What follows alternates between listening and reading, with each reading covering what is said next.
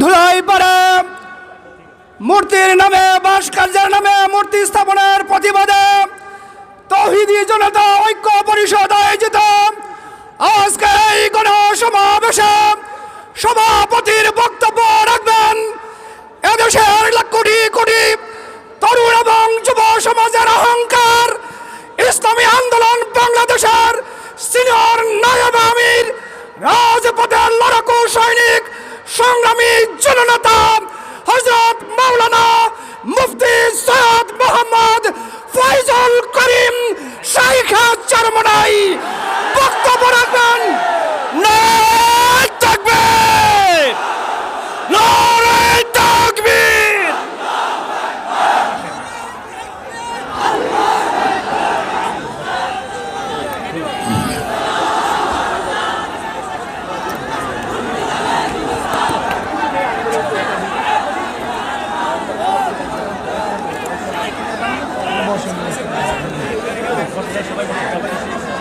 نحمد ونصلي على رسوله الكريم أما بعد فأعوذ بالله من الشيطان الرجيم بسم الله الرحمن الرحيم إن الدين عند الله الإسلام درشب اللهم صل على سيدنا ونبينا وشفيعنا وحبيبنا مولانا محمد صلى الله عليه وعلى آله وأصحابه وبارك وسلم আজকে মজলিসের ওলামায়ে কেরাম সর্বস্তরের তৌহিদি জনতা আমরা এখানে কেন এসেছি?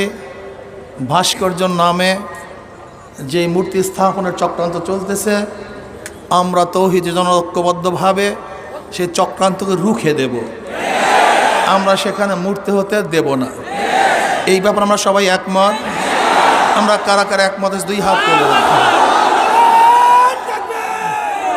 প্রশাসনকে বলবো আপনারা দেখেন এটা একটা সমর্থন, এটা একটা সমর্থন। আমরা কেউ ওখানে মূর্তি হতে দেব না। হাত নামাই দেখেন, যদি মাস পিপুলের ভোট অনুযায়ী সরকার গঠন হতে পারে, তাই মাস পিপুলের রায় অনুযায়ী সিদ্ধান্ত কেন হবে না? মাস পিপুল রায় দিয়েছে ওখানে মূর্তি হবে না। যদি আমাদের গাজী সাহেব বলেছিলেন রিক্সাওয়ালাদের মাথার ঘাম পায়ে ফেলা টাকা দিয়ে আমরা অযথা কোনো কাজ করতে চাই না। যে দেশের মানুষ এখনো খোলা আকাশের নিচে ঘুমাচ্ছে, যে দেশের মানুষ এখনো বস্ত্রহীন চলছে, যে দেশের মানুষ এখনো চিকিৎসাবিহীন মারা যাচ্ছে, যে দেশের মানুষ আজকে ডাস্টবিনে কাক কুকুরের সাথে খাদ্যের জন্য লড়াই করছে, সেই দেশের টাকা দিয়ে ওখানে মূর্তি স্থাপন করা হবে বাংলাদেশের মানুষ মানতে পারে না, এই সহ্য করতে পারি না। এদেশ কার বাবার দেশ নয়, এদেশ কার দাদার দেশ নয়। আমাদের টাকা দিয়ে মূর্তি স্থাপন করতে দেওয়া হবে না। আন্দোলন করবো, সংগ্রাম করবো, জিহাদ করবো, লড়াই করবো। ভাইয়েরা আমার, কথাবার্তা ক্লিয়ার। যদি আপনি মূর্তি স্থাপন করতে চান, মূর্তি স্থাপনের জায়গা আছে, মন্দির, সেখানে মূর্তি স্থাপন করেন। 1000 মূর্তি স্থাপন করেন, কিন্তু বাংলাদেশের 90% মুসলমানদের ভূমিতে কোনো মূর্তি চলবে না, চলতে হবে না। রক্ত দিতে চাই না, যদি দেয়া শুরু করি বন্ধ করব না। রক্ত দিতে চাই না, দেয়া শুরু করলে রক্ত বন্ধ হয় না। মুসলমানের রক্ত কেউ বন্ধ করতে পারে নাই।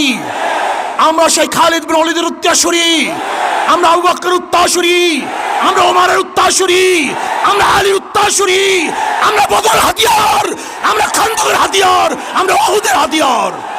আমরা জাগ্রত হলে আবু জাহেলকে গোটা দুনিয়া থেকে বিদায় না দেওয়া পর্যন্ত মাঠ ছাড়ার প্লেয়ার আমরা নই। তাহলে ভাইয়েরা আমার, কথাবার্তা ক্লিয়ার।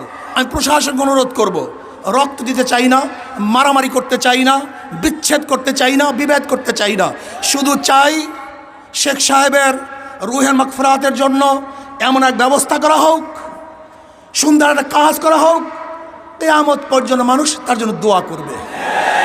কিন্তু আমরা রাশিয়ার লেনিনের 72 মূর্তি যদি ক্যারিন দিয়ে তুলে সাগরে নিক্ষেপ করতে পারে, তাহলে আমি মনে করি শেখ সাহেবের এই মূর্তিকেও আজকে হোক কালকে হোক উঠিয়ে সে এই বুড়িখাম্বে নিক্ষেপ করবে। তখন লজ্জিত হবেন, অপমানিত হবেন।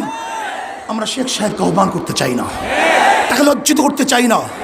তার মাথার মধ্যে পাখিতে কাকে পায়খানা করবে তা আমরা দেখতে চাই না। কোন জায়গায় মূর্তি স্থাপন করতে চান? দুই পাশে মসজিদ, ডানেও মসজিদ, বামেও মসজিদ।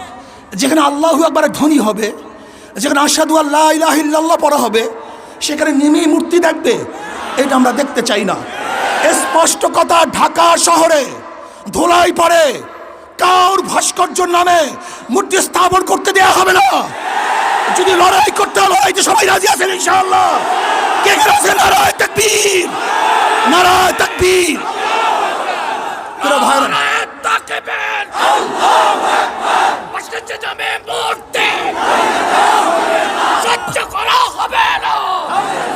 যদি আপনি বন্ধ করেন, কোনো কর্মসূচি থাকবে না।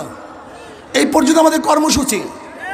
আপনার কাজের উপরে ভবিষ্যৎ কর্মসূচি নির্বাচন করবে, নির্ধারিত হবে। যদি মূর্তি স্থাপন করার চেষ্টা করেন, এমন ঢেউ দেওয়া হবে। এইটা তো মাত্র 1 নম্বর সিগন্যাল, 2 নম্বর বাকি হয়ে গেছে, 10 নম্বর বাকি। মহাবিপর্যয় কথা বাকি আছে। এমন টর্নেডো সৃষ্টি হবে, ভেঙে তছনছ হয়ে যাবে ইনশাআল্লাহ।